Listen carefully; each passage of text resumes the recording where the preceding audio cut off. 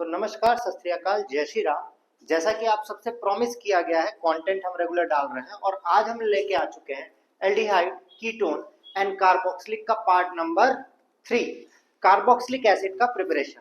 तो आइए चलते हैं और शुरू करते हैं कार्बोक्सिलिक एसिड के प्रिपरेशन के साथ। तो कार्बोक्सिलिक एसिड की बच्चों अगर हम बात करते हैं तो कार्बोक्सिलिक एसिड का जो फंक्शनल ग्रुप होता है उसमें कार्बोनिल ग्रुप के साथ OH लगा होता है। आइए देखते हैं ये क्या कहना चाहता है कार्बोक्सिलिक ग्रुप हमारे लिए। आखिर कह रहा है कि carboxylic carbon compounds containing a carboxyl functional group, मतलब इसके पास जो फंक्शनल ग्रुप होता है बच्चों वो कौन सा होता है, COOH फंक्शनल ग्रुप इसमें देखा जाता है। और इन्हीं को हम क्या कहते हैं,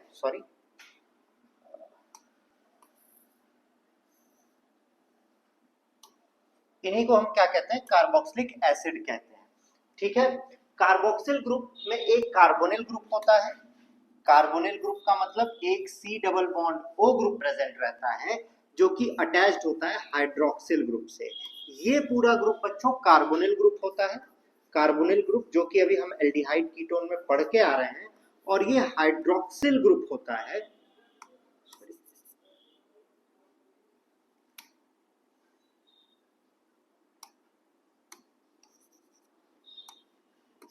ये कार्बोनिल ग्रुप होता है जो कि हम लोग एल्डिहाइड कीटोन में पढ़े, और ये हाइड्रोक्सिल ग्रुप होता है जो हम अल्कोहल में पढ़े। मतलब जो इसकी प्रॉपर्टी होगी वो एल्डिहाइड एंड कीटोन के साथ साथ अल्कोहल की भी प्रॉपर्टी होगी। ये बात आई होप आपको समझ में आ रही होगी। ये क्या कह रहा है, large number of carboxylic acids are found in nature, some higher members of aliphatic carboxylic acid are known as fatty acid. तो बच्चों एलिफैटिक क्या होता है, दो टाइप के सारे कंपाउंड्स दो टाइप के होते हैं। एक होता है एलिफैटिक जहां पे वो स्ट्रेट चेन से जुड़ा होता है। किससे जुड़ा होता है बच्चों, स्ट्रेट चेन से जुड़ा होता है। और दूसरा क्या होता है, दूसरा बच्चों होता है एरोमेटिक। और एरोमेटिक में वो किससे जुड़ा रहता है, एरोमेटिक में वो जुड़ा रहता है बेंजीन रिंग से। तो ये बेसिक बात है कार्बोक्सिलिक एसिड की जो आपको जाननी थी। आगे अगर हम बात करें तो इसके नॉमेनक्लेचर की बात करते हैं। नॉमेनक्लेचर की जब हम बात करते हैं तो कुछ कॉमन कंपाउंड्स होते हैं, कुछ कॉमन कंपाउंड्स के नाम आपको याद करने होंगे। जैसे कि जब भी एक कार्बन हम यूज करते हैं, कितना कार्बन, एक कार्बन यूज करते हैं, तो उसमें नाम लगता है फॉर्म। तो एक कार्बन में, और इसका जो सफिक्स होता है, जो सफिक्स होता है वो होता है ओइक एसिड। तो कार्बोक्सिलिक एसिड के लिए जो सफिक्स यूज किया जाता है बच्चों वो होता है ओइक एसिड। और बाकी IUPAC नेमिंग आपकी जैसे नॉर्मली होती थी वैसे ही होगी। ठीक है, एक कार्बन के लिए for one carbon we use name form, common name. या फॉर्म क्यों यूज होता है, क्योंकि ये रेड एंड से ऑब्टेन होता है और लैटिन में एंड्स का मतलब होता है फॉर्मिका। वैसे ही अगर दो कार्बन होंगे तो हम यूज करते हैं एसिड, जैसे एसिटिक एसिड। क्यों, क्योंकि ये विनेगर से ऑब्टेन होता है और लैटिन में विनेगर का मतलब होता है एसिटम। चार कार्बन के लिए हम ब्यूटायरिक एसिड यूज करते हैं जो रैंसिड बटर से बनता है, क्योंकि लैटिन में बटर को बोला जाता है ब्यूटायरम। अब अगर नॉर्मली हम बात करें तो हम यूज करते हैं रूट वर्ड, हम यूज करते हैं prefix plus root word plus suffix, है ना। सफिक्स इसके लिए क्या यूज करते हैं हम, इसके लिए सफिक्स यूज करते हैं ओइक एसिड। बाकी सारी चीजें सेम होती हैं। तो कुछ क्वेश्चंस को करने से पहले हम कुछ कॉमन कंपाउंड्स को देखते हैं। आइए कुछ कॉमन कंपाउंड्स को देखते हैं। जैसा कि आपको बताया गया एक कार्बन, अगर हम एक कार्बन यूज करते हैं तो उसके लिए हम फॉर्म यूज करेंगे जिसका कॉमन नेम हो जाएगा फॉर्मिक एसिड और IUPAC नेम हो जाएगा मिथनोइक एसिड। मिथ एक कार्बन के लिए यूज करते हैं और ओइक एसिड हम कार्बोक्सिलिक एसिड के लिए यूज करते हैं। उसी तरीके से दो के लिए एसिटिक एसिड, तीन के लिए प्रोपिनोइक, चार के लिए ब्यूटायरिक। तो ये तो कॉमन नेम्स पहले से हैं। पर अगर आपको ये मिल जाता है, दो कार्बोक्सिलिक एसिड अगर एक दूसरे से ज्वाइंट मिलेंगे आपको, तो उसका कॉमन नेम जो बच्चों होता है वो होता है ऑक्सैलिक एसिड। कॉमन नेम्स आपको याद करने होंगे क्योंकि एग्जाम में आपसे जब पूछा जाएगा हाउ विल यू कन्वर्ट के क्वेश्चंस, तो उसमें ये जरूर आते हैं कॉमन नेम्स। तो कॉमन नेम्स इसलिए आपको याद होने चाहिए, नहीं तो आप कहते हैं अरे यार ये तो हम पढ़े नहीं थे, है ना। इसके बाद अगर आपको दो कार्बोक्सिलिक एसिड आपस में ज्वाइन मिले बट कुछ इस तरीके से,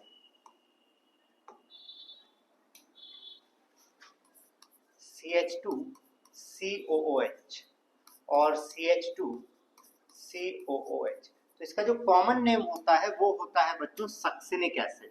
सक्सिनिक एसिड याद रखिएगा, आपके लिए बहुत ज्यादा इंपॉर्टेंट है। अगर बेंजीन से डायरेक्टली कार्बोक्सिलिक एसिड जुड़ा है तो उसे कहेंगे बेंजोइक एसिड। अगर, अब देखिए IUPAC में ये बड़ा ही इंपॉर्टेंट है, अगर बेंजीन के साथ CH2 ग्रुप आपको मिलेगा, बेंजीन के साथ CH2 ग्रुप मिलता है तो उसका कॉमन नेम हो जाता है फिनाइल। क्या हो जाता है बच्चों? फिनाइल। पर चाहे आप IUPAC लिखें चाहे आप कॉमन नेम लिखें, तो कार्बन कितने हो गए बेंजीन के अलावा? एक और दो कार्बन के लिए हम कॉमन नेम में एसिड यूज करते हैं तो हम लिखेंगे फिनाइल एसिटिक एसिड, और अगर IUPAC लिखेंगे तो फिनाइल तो लिखेंगे ही और फिर लिखेंगे इथेनोइक एसिड। ठीक है, तो ये बात बिल्कुल भी नहीं भूलिएगा। देखिए वहां पर 2 फिनाइल इथेनोइक एसिड लिखा हुआ है, फिनाइल और फिर 2 कार्बन के लिए इथेनोइक एसिड लिखा हुआ है। और अगर बेंजीन पे अल्टरनेट कार्बन पे COH होगा, मतलब एडजेसेंट कार्बन पे, तो उसका कॉमन नेम हो जाएगा थैलिक एसिड। तो ये कॉमन नेम्स जो है वो बहुत ज्यादा इंपॉर्टेंट है आपके लिए। इंपॉर्टेंट इसलिए क्योंकि जब आप क्वेश्चंस करेंगे कन्वर्जन्स के तो वहां पूछे जाएंगे। तो आइए कुछ क्वेश्चंस करते हैं IUPAC के, ताकि आपको बेटर आइडिया लग सके। इसको रब कर देते हैं, नहीं तो आप कहेंगे सर पता नहीं क्या बता रहे थे, हमें दिखा भी नहीं।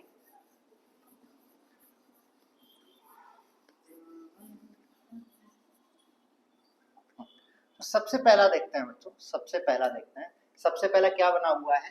पीएच। पीएच का मतलब होता है बेंजीन, CH2CH2COOH। तो ये अभी बताया गया, इसका कॉमन नेम क्या हो जाएगा? फिनाइल। और उसके बाद कितने कार्बन है बच्चों? 1 2 3, 3 कार्बन के लिए हम क्या यूज करते हैं? प्रोप यूज करते हैं, तो फिनाइल प्रोपेनोइक एसिड यूज करेंगे हम। क्या नाम हो जाएगा? Phenyl propanoic acid. तो ये इसका IUPAC नेम हो जाएगा। पीएच का मतलब बच्चों फिनाइल हो जाता है, आप उसको तुरंत बना लीजिएगा। ठीक है, अगले की बात करते हैं। तो अगला स्ट्रक्चर बच्चों ध्यान से देखिएगा, स्ट्रक्चर नंबर 2।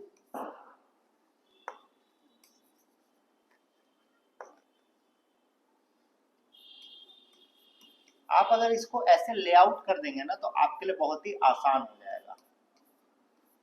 देखिए अब यहाँ पे बच्चे बड़ा कंफ्यूज हो जाते हैं। अगर ब्रैकेट में 2 दिया है मतलब इसी कार्बन से ब्रांचिंग हो गई है, ब्रैकेट में 3 दिया होता मतलब वो टर्शरी होता, तो उसको कुछ इस तरीके से बनाएंगे। तो हमारी लॉन्गेस्ट चेन बच्चों क्या हो जाएगी? लॉन्गेस्ट चेन काउंटिंग ऑब्वियसली इधर से होगी, तो 1 2 3 एंड 4। 4 के लिए हम लोग क्या यूज करते हैं? 4 के लिए हम लोग यूज करते हैं ब्यूट। 4 के लिए हम लोग यूज करते हैं ब्यूट। पर तीसरे कार्बन पे आपको प्रीफिक्स भी दिख रहा है, तो ऑर्डर क्या था बच्चों? ऑर्डर था prefix plus root word plus suffix. तो प्रीफिक्स में तीसरे कार्बन पे एक एक्स्ट्रा कार्बन होगा तो उसका नाम हो जाएगा मिथाइल, तो हो जाएगा 3 मिथाइल। अब रूट वर्ड क्या हो जाएगा? ब्यूट।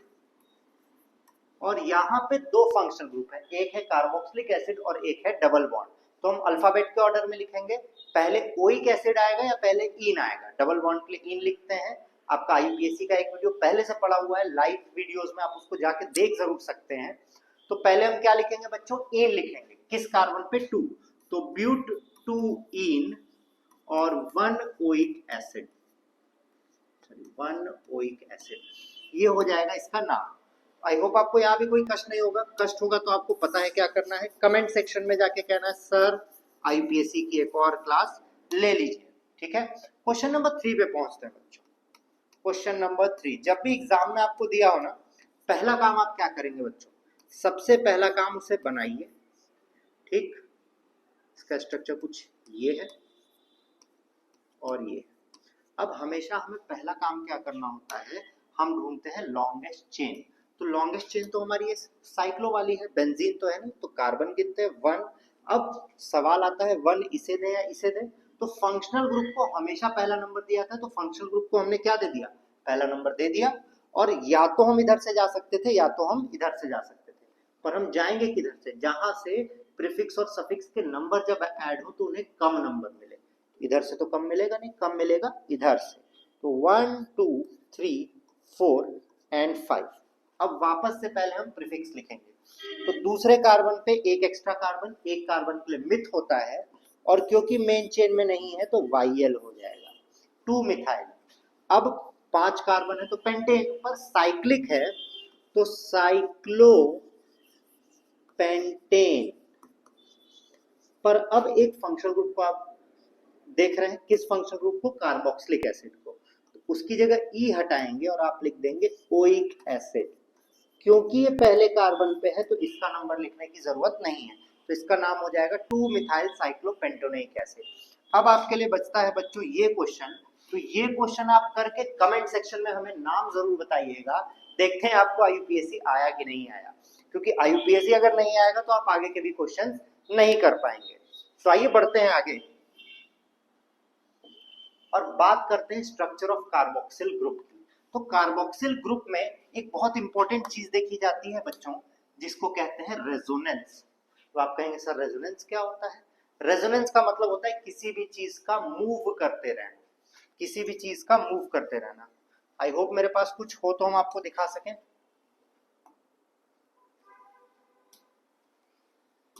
Late me see, beaker, U tube, दूसरा यूट्यूब है एक्चुअली बच्चों, wait, drawing tube, condenser, catheter, separatory funnel. चलिए तो हमारे पास यहाँ पे कुछ नहीं है।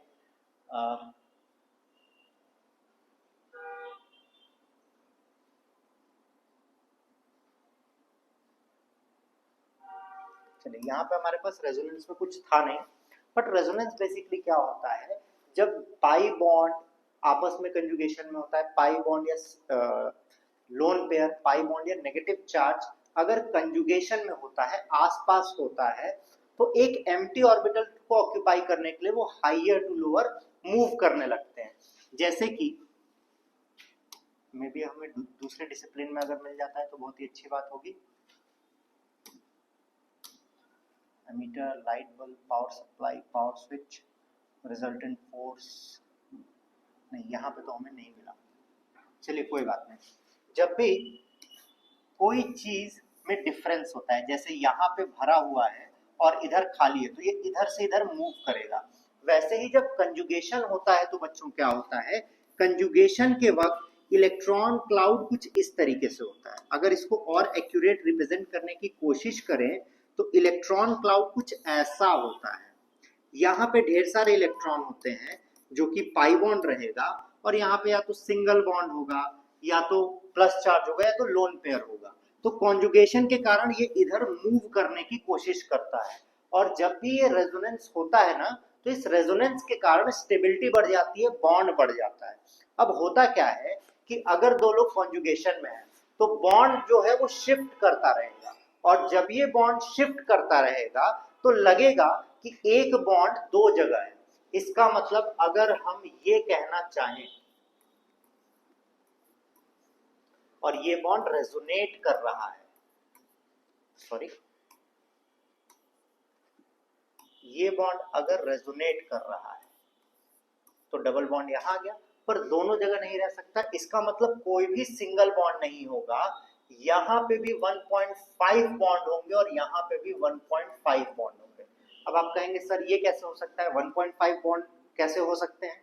तो बच्चों ये देखा गया कि जो सिंगल बॉन्ड का लेंथ है वो डबल बॉन्ड से कम होता है। ऑब्वियस सी बात है कि डबल बॉन्ड का bond length is less than single bond का बॉन्ड लेंथ। ये कहानी में तो आपको कोई कष्ट नहीं होगा, कोई कष्ट नहीं होगा। तो यहाँ पे भी सिंगल बॉन्ड देखा जाना चाहिए था, पर यहाँ सिंगल बॉन्ड नहीं देखा गया। यहाँ का जो बॉन्ड लेंथ था इससे कम था, सिंगल बॉन्ड के बॉन्ड लेंथ से कम था, और डबल बॉन्ड के बॉन्ड लेंथ से ज्यादा था। तो रेजोनेंस एक एक्स्ट्रा लेयर ऑफ बॉन्ड देता है जिससे कि स्टेबिलिटी बढ़ जाती है। तो ये रेजोनेंस कार्बोक्सिल ग्रुप में भी देखा जाता है, जहां कार्बन पे बीच में माइनस चार्ज आ जाता है इस रेजोनेंस के कारण।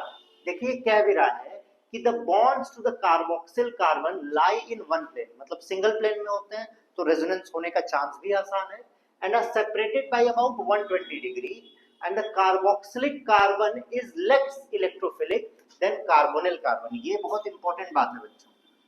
देखिए कार्बोनिल ग्रुप तो यहाँ भी है, पर ये एल्डिहाइड कीटोन मतलब कार्बोनिल ग्रुप के कार्बन से बहुत कम स्टेबल, बहुत कम इलेक्ट्रोफाइल होता है। ठीक है, ये बात आई होप आपको समझ में आ गई होगी। उसका रीजन भी रेजोनेंस इसने बता दिया। अब बात करते हैं आगे प्रिपरेशन की, कार्बोक्सिलिक एसिड को कैसे कैसे प्रिपेयर कर सकते हैं। तो सबसे सिंपल तरीका है प्राइमरी अल्कोहल से प्रिपेयर करना, प्राइमरी अल्कोहल से प्रिपेयर करना। अब प्राइमरी अल्कोहल से कार्बोक्सिलिक एसिड प्रिपेयर करने के लिए दो रिएजेंट्स हम यूज कर सकते हैं। सबसे पहला है potassium dichromate in acidic media, K2Cr2O7 in H2SO4, या फिर जोन्स रिएजेंट यूज कर सकते हैं CrO3 in the presence of H2SO4। ये भी सेम प्रोडक्ट देगा। आपको ये बात पता है बच्चों कि अगर एल्कोहल को हम ऑक्सीडाइज करें तो पहले एल्डिहाइड एंड कीटोन मिलेंगे, एल्डिहाइड एंड कीटोन मिलेंगे, और फिर इनको ऑक्सीडाइज करते हैं तब हमें जाके कौन मिलेगा, कार्बोक्सिलिक एसिड मिलेगा।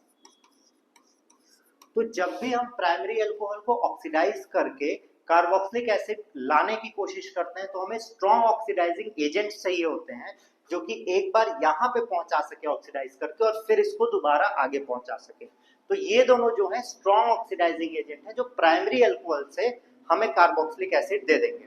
पर अगर हमारे पास एल्डिहाइड कीटोन है तो हम नॉर्मल ऑक्सीडाइजिंग एजेंट जैसे potassium dichromate, potassium permanganate, chromic acid, ये सब भी यूज कर सकते हैं। देखिए ये बात कह रहा है कि primary alcohol oxidize to produce aldehyde then deteriorate again to create carboxylic acid, मतलब दो बार ऑक्सीडेशन इनको करना पड़ रहा है। जैसा कि यहाँ पे हम दिखाने की बात कर रहे थे, पोटेशियम डाइक्रोमेट, पोटेशियम परमैंगनेट और chromium trioxide are powerful oxidizing agent. Powerful है मतलब एक ही बार में धक्का देके उधर पहुंचा देंगे, and can easily convert an aldehyde to carboxylic acid.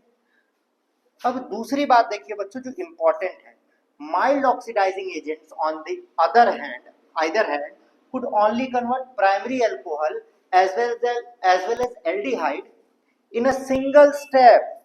इन ये एक ही स्टेप कर पाएंगे। तो ऑक्सीडाइजिंग सॉलिड एजेंट्स इंक्लूड, कौन कौन से सॉलिड एजेंट्स हैं जो एक स्टेप में कर पाएंगे, वो है मैग्नीज डाइऑक्साइड, टॉलेंस एजेंट जो एल्डिहाइड में कन्वर्ट करता है, as a result they are incapable of oxidizing twice.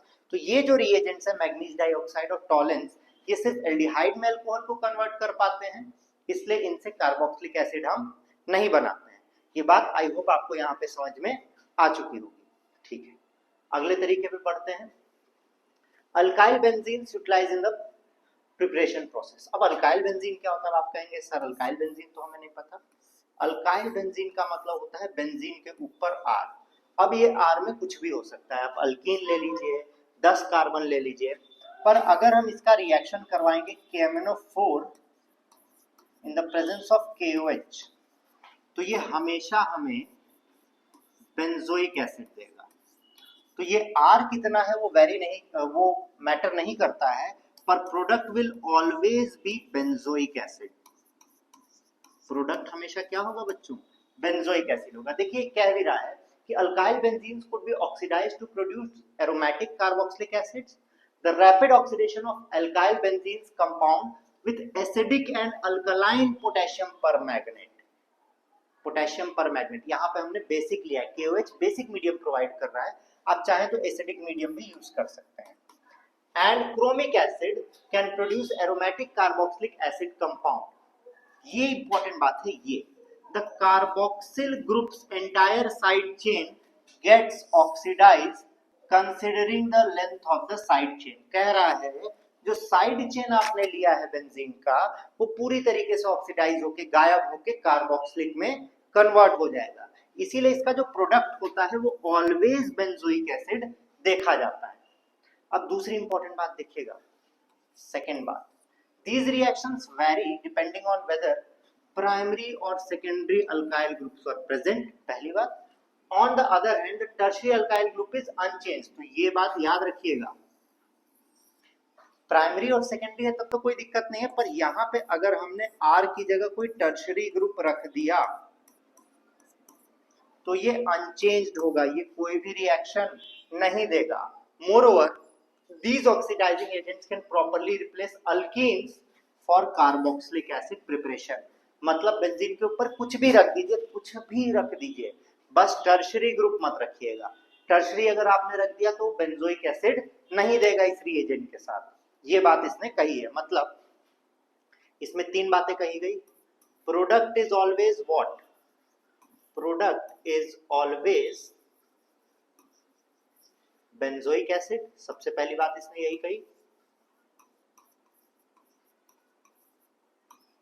Side chain does not matter, side chain कुछ भी हो उससे फर्क नहीं पड़ता है, कितने भी कार्बन का हो, बट क्या नहीं होना चाहिए, but it shouldn't be tertiary. Tertiary अगर करेंगे तो इसको कष्ट हो जाएगा और टर्शरी में ये रिएक्शन नहीं देगा, बाकी सारे केस में रिएक्शन देने वाला है आपको।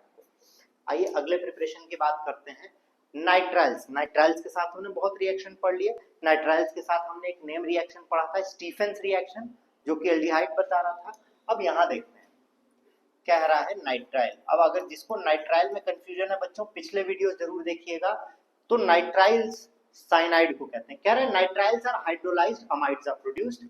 जैसे ही हम इनको हाइड्रोलाइज्ड करेंगे अमाइड बन जाएगा, RC double bond O NH2।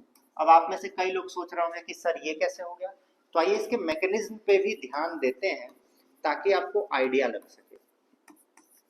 ये रहा बच्चों RC triple bond N plus H3O plus hydrolysed, मतलब H प्लस और OH माइनस। अब अगर एक सिंगल बॉन्ड टूटता है, ये सिंगल बॉन्ड टूटता है एक, यहाँ पे हमने गलती से 2 तोड़ दिया, तो चार्ज क्या आ जाएगा बच्चों, चार्ज आ जाएगा कार्बन पे प्लस, नाइट्रोजन पे माइनस। इस पे अटैक करेंगे ये भाई साहब और ये अटैक करेंगे इस पे, तो क्या बन गया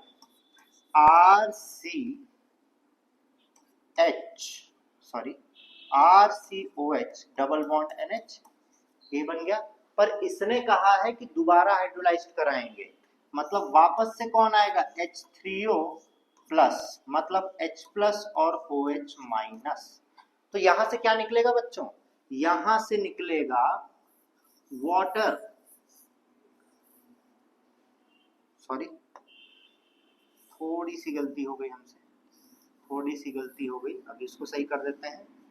तो ये जो ऑक्सीजन है बच्चों ये यहीं रह जाएगा और ये H2O निकल आएगा बाहर, और जैसे ही H2O निकलेगा यहाँ बन जाएगा डबल बॉन्ड, एक एक्स्ट्रा बॉन्ड, और यहाँ पे एक H प्लस अटैक कर देगा, करेगा, और बनेगा RC double bond O NH2। क्या बन गया बच्चों, अमाइड बन गया, अमाइड बन गया। अब इस रिएक्शन को एसिड कैटलिस्ट करवाएंगे, एसिड कैटलाइज्ड, मतलब एसिडिक मीडियम में रिएक्शन कराएंगे किसी कैटलिस्ट के साथ, या फिर बेसिक मीडियम में भी करा सकते हैं, और ये हमें बना के दे देगा कार्बोक्सिलिक एसिड।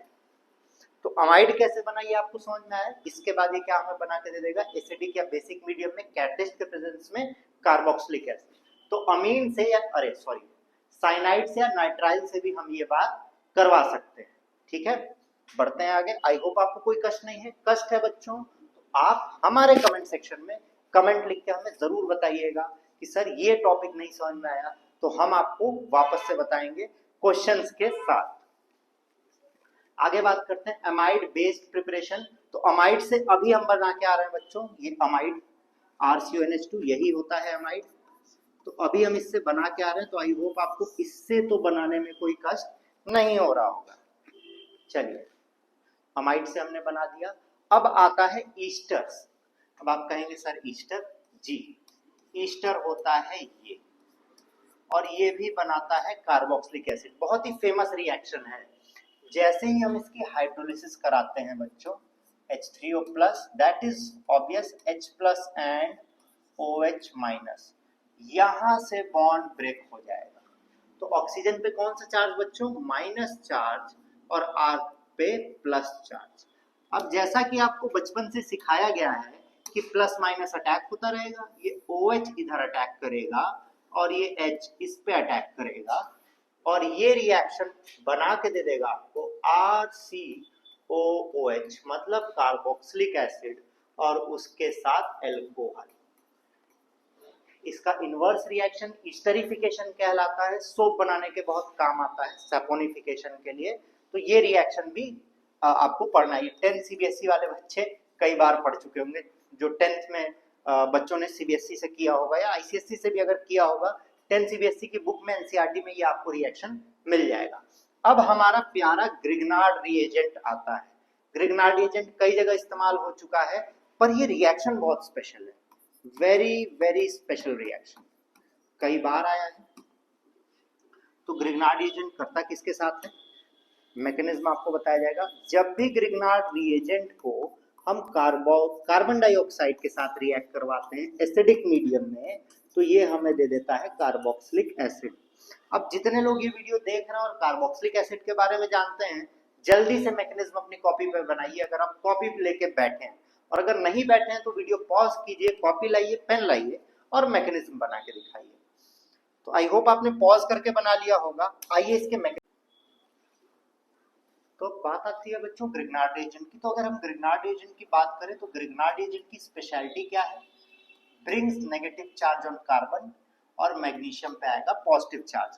देखिए कार्बन पे अगर नेगेटिव चार्ज आ गया, किसी एक पे नेगेटिव चार्ज आ गया, तो पूरे बचे हुए पे एक ही चार्ज आएगा, ये याद रखना है, क्योंकि फिर बच्चे कंफ्यूज हो जाते हैं कि सर क्या करें। और इसी तरीके से यहाँ पे कौन है, कार्बन डाइऑक्साइड, तो यहाँ पे भी एक बॉन्ड ब्रेक करेगा, ऑक्सीजन पे नेगेटिव और कार्बन पे प्लस।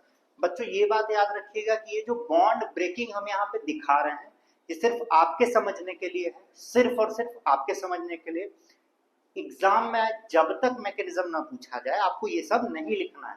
एग्जाम में मैकेनिज्म पूछा नहीं जाएगा तो लिखिएगा नहीं, ठीक है, ये आपके समझने के लिए। अब देखिए ये तो बचपन से पढ़ रखा है कि कौन किस पे अटैक करेगा। तो प्लस ने किया यहाँ पे और माइनस ने किया यहाँ पे। जहां सिंगल बॉन्ड होगा वो ब्रेक कर जाएगा, जहां डबल बॉन्ड होगा वहां पे एक बॉन्ड प्रेजेंट रहेगा। तो आइए देखते हैं, सी सिंगल बॉन्ड O बचा और डबल बॉन्ड O। सी का अटैक किस पे हुआ, R, और ये वाला O टूटा MgX पे। अब कराएंगे इसका हाइड्रोलिसिस। अब देखिए बच्चों आप ये भी सोच रहे होंगे कि सर को हमेशा पता होता है, सर तो पढ़े लिखे हैं इसलिए, पर बॉन्ड ब्रेक करने के लिए आपको ध्यान क्या देना है कि वहां पे आयनिक बॉन्ड का नेचर हो। सॉरी, थोड़ी भी अगर पोलैरिटी नहीं होगी तो बॉन्ड तो ब्रेक हो ही नहीं पाएगा। तो बॉन्ड ब्रेक करने के लिए आपको देखना होगा कार्बन के साथ या तो हेटेरोएटम या तो मेटल नॉन मेटल हो। अगर मेटल नॉन मेटल है तो बेस्ट बात है। तो यहाँ पे हमें दिखा कि मैग्नीशियम और ऑक्सीजन जो है वो मेटल नॉन मेटल है, तो हम बॉन्ड यहाँ से ब्रेक करेंगे और अटैक होगा। इस पे माइनस चार्ज आएगा, इस पे प्लस आएगा, और देखिए आपका अटैक क्या बन जाएगा, R C double bond O और OH प्लस इसके साथ MgX और OH। ठीक है, आई होप आपको समझ में आ गया होगा। आइए कुछ क्वेश्चंस करते हैं और कुछ होमवर्क्स भी देंगे आपको, जिससे आपको आइडिया लग सके कि क्या कहानी होती है। देखिए तो सबसे पहला क्वेश्चन है, इसके लिए पहली चीज जो आपको पता होनी चाहिए वो होता है IUPAC स्ट्रक्चर। अगर आप स्ट्रक्चर ही नहीं बता पाएंगे तो आपको आइडिया ही नहीं लगेगा कि कैसे काम होता है। तो पहला जो दिया हुआ है वो दिया हुआ butane 1 ol to butanoic acid. तो ब्यूट का मतलब होता है कार्बन 1 2 3 4 और 1 ऑल मतलब पहले पे OH। देखिए बच्चों हमने हाइड्रोजन बना दिया है, कार्बन से जो हाइड्रोजन जुड़ा होता है उसकी कोई इज्जत नहीं है, तो उसकी काउंटिंग हो चाहे ना हो इट डजंट मैटर, ठीक है। तो हाइड्रोजन हम बना दिए ताकि आप एग्जाम में देख के डरे नहीं। तो हमें ब्यूटेन 1 ऑल से ब्यूटेनोइक एसिड बनाना है। ये कौन सा रिएक्शन है, हमने सबसे पहले पढ़ा था कि प्राइमरी एल्कोहल, और प्राइमरी एल्कोहल के लिए हम यूज करते हैं स्ट्रॉन्ग ऑक्सीडाइजिंग एजेंट, या तो जोन्स रिएजेंट या तो पोटेशियम परमैंगनेट। तो यहाँ पे हमने क्या यूज कर लिया बच्चों, जोन्स रिएजेंट यूज कर लिया, CrO3 in the presence of H2SO4, simple. अगला आता है benzyl alcohol to phenyl ethanoic acid. अगर आप IUPAC नहीं सीखेंगे तो किडनी में होगा दर्द और आप कहेंगे ऑर्गेनिक है कठिन।